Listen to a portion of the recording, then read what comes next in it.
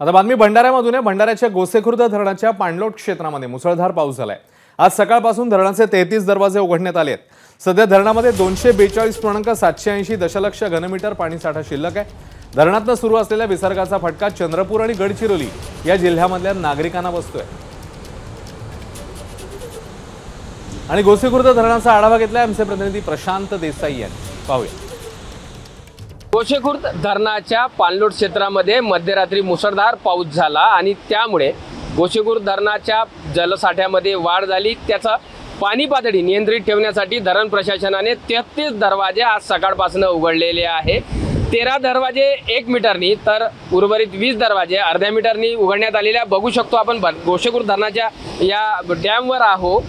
मोठ्या प्रमाणात इथून पाण्याचा विसर्ग होतो। 1,77,000 पेक्षा अधिक पाण्याचा विसर्ग होतो आणि हा पाणी पुढे जाऊन चंद्रपूर आणि गडचिरोली जिल्ह्याच्या नद्यांना प्रवाहित होतो। तिकडे खऱ्या अर्थाने जलमय स्थिती निर्माण होते। असाच जर पाऊस पडत राहिला तर येत्या कालावधीमध्ये मोठ्या प्रमाणामध्ये पुन्हा पाण्याचा विसर्ग होईल। त्यामुळे नागरिकांनी ही खबरदारी घ्यावी असे आवाहन इथे प्रशासनाने केले आहे।